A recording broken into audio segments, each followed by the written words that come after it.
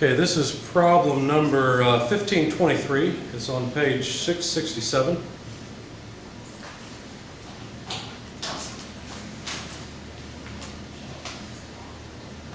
I'll read it. Gear A starts from rest and accelerates uniformly with an angular acceleration of 2 radians per second squared in the direction shown. Hub C is pinned to and rotates with gear B. At time t equals 2 seconds, determine the velocity Vd of the weight d being raised, and B, the distance Sd, the weight d is raised. You have to look at the figure to understand this. Now you might be confused because they said that these are gears. They just look like rolling wheels. A lot of times gears are simplified that way. There's no point in showing the teeth because gears are essentially rolling contact. Just the teeth ensure that rolling contact are the kinematics that are followed. So anyway, 15.23.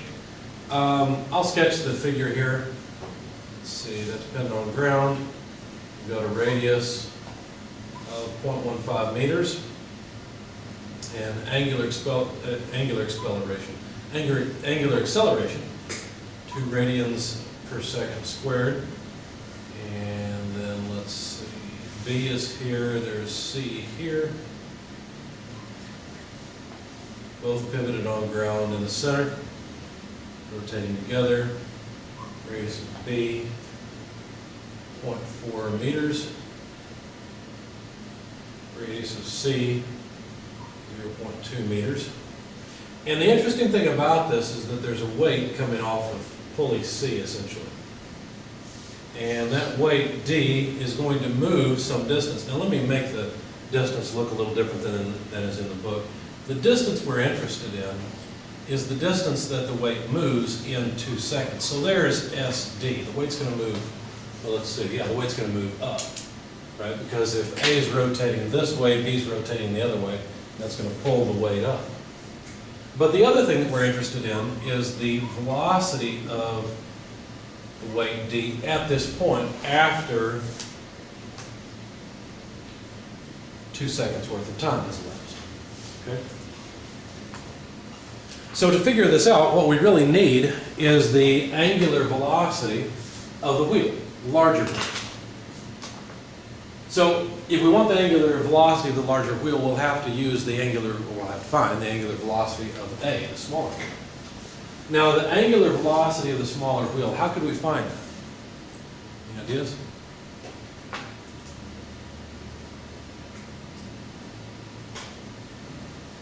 I'm sorry, what problem are we working on again? Okay, here's how you do it. It's just a constant acceleration equation, okay? The angular speed would be equal to the initial angular speed plus the angular acceleration times time. Just like, remember in linear, we had velocity equals initial velocity plus acceleration times time. It's an analogous equation. It's just for an angular coordinate instead of a linear coordinate. So the initial velocity we know is 0, and basically all we have to do is multiply 2 radians per second squared times 2 seconds worth of acceleration. The seconds will cross off, and it's trivial. It's 4 radians per second. That's the angular speed of A after the 2 seconds. Now, how are we going to find the angular speed of B? It's not the same, but there is something that is the same. What's the same is the fact that the velocity of this point has to be the same on the 2 wheels. Just a ratio, right, of the radii. Now, ultimately, what this says is that that tangential velocity equals RA omega A, which is the same thing as RB omega B, right? Because V equals R omega. So, the angular speed of B is equal to RA omega A over RB. Now, you have to be a little bit careful with this equation. Notice with this equation, I'm really not including a sign for the direction of rotation. I've got to figure that out on my own. I'm going to put in a positive number here for the angular speed and get out a positive number, but they're obviously going to be in opposite directions. So really there should be a negative sign here, but it doesn't matter too much. So RA is 0.15 meters, RB is 0.4 meters. Multiply that by 4 radians per second for the angular speed of A, and need calculator help, please. So 0.15 over 0.4 multiplied by 4 is how much? Actually, I might be able to do that one in my head, right? Because 4 over 4 is going to give me 1. So basically, this is, what am I doing, times 10, right? So 1.5, so that's easy enough. The meters go away, so the angular speed of B is just 1.5 radians per second. Now, obviously, it's in the counterclockwise direction. So let's write that down over here. Omega B equals 1.5 radians per second. Now, what is the angular speed of C?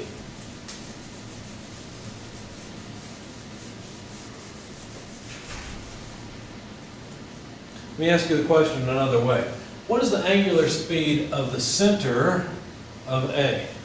0. That's the linear speed. The linear speed is 0. The angular speed is the same everywhere on the wheel. It doesn't matter where you look at the angular speed, the whole body is rotating at the same rate. Okay? So it doesn't matter what point I look at here, the angular speed of B and C is exactly the same. Okay? It's kind of interesting because this works for torque as well. I don't know if you guys know this, but if you have a wheel, let's say you're trying to change the wheel, so you've got to get the lug nuts off. It doesn't matter if you apply a torque about the center of the wheel or to the lug nut itself, you can rotate the wheel. In fact, the effect of that torque on the wheel is the same no matter where you apply it on the wheel, which is kind of interesting, if you can apply the torque the exact same way at a different point. But anyway, we'll get into that later. That's really the next chapter. So, where were we? Oh yes, we'd like to find the velocity of D, and we'd also like to find how far the weight moves up. Now, we know that the speed of wheel C is 1.5 radians per second, but notice that's at a time of 2 seconds. So we won't be able to find how far it's moved with this information yet. All we'll be able to find is what the velocity is at 2 seconds. Does that make sense? In fact, I should probably move this velocity up a little bit. I should move it right here. So there's the velocity of D. We're interested in that when it's here. So how can I calculate the velocity of D? Well, really what I need is the tangential velocity of a point on the outer rim of C. So how would I do that? Angular speed times 0.2 meters? Yeah. Velocity of D is simply the radius of C times the angular speed of C. Right. R omega. So the R, that distance, is 0.2 meters. Angular speed of C, 1.5 radians per second. The radians go away.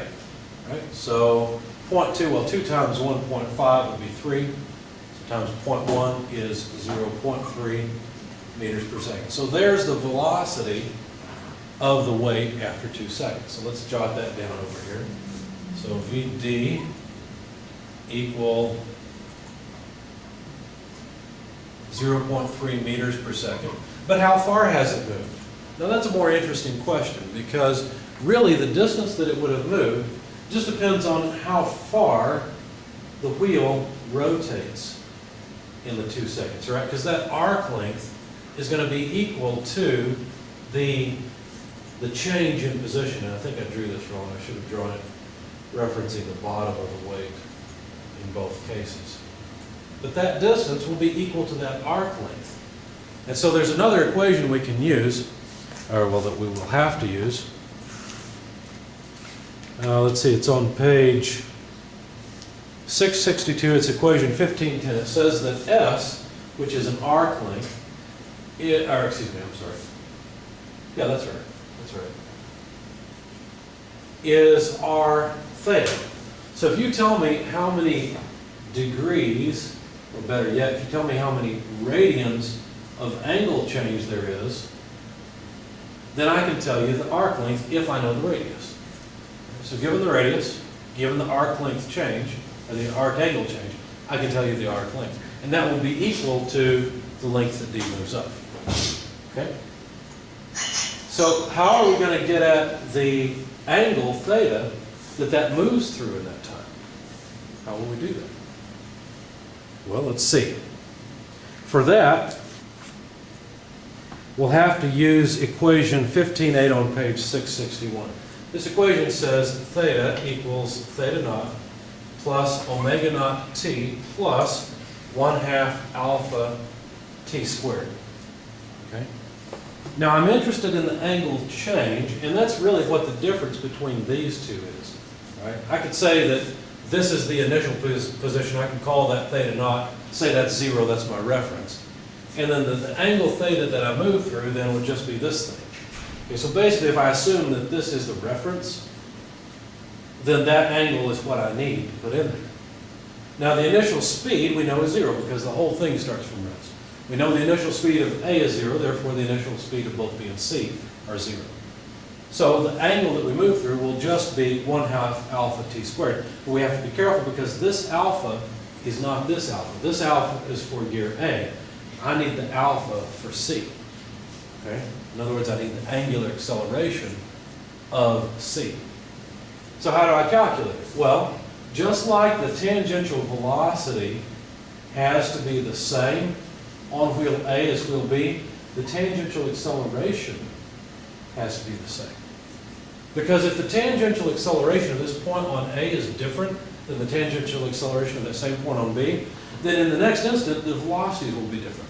And if the velocities are different, then the teeth are no longer meshing, they're breaking or something. So the tangential acceleration is the same. Now, let's see, I think we're done with this. So if the tangential acceleration is the same on both, what is the tangential acceleration? Well, it's just alpha r. Right? That's how we can calculate it. So we could apply this to body A just fine, or wheel A just fine, by saying alpha A, RA. That would be the tangential acceleration of that point on A, but that's the same thing as alpha B, RB. Right?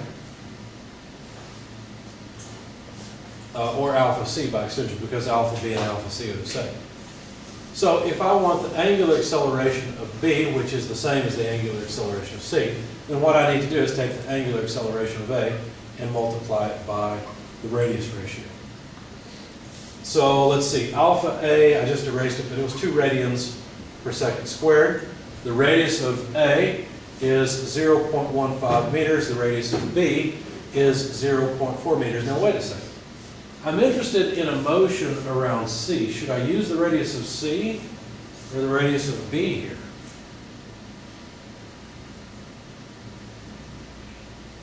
What do you think? How did I come up with this relationship in the first place? I came up with it based on the idea that the tangential acceleration or the linear acceleration at this point on A and B must be the same. So I should use B, that is correct. So don't get confused and think we need to use C. Once we find how fast C is accelerating, then we'll know how fast C is accelerating, and we can just plug it in here for alpha. Then we'll know the angle that really both B and C move through. Notice that B and C move through the same angle. Right? It doesn't matter if we're talking about theta B or theta C, or alpha B or alpha C, they're all the same thing. But the linear distance that's moved is different. That's where this comes in. This is where we use the radius of C. Okay? So SD will be RC times theta, where theta is the total angle that B and C move through. Let's get rid of some of this so you can see it.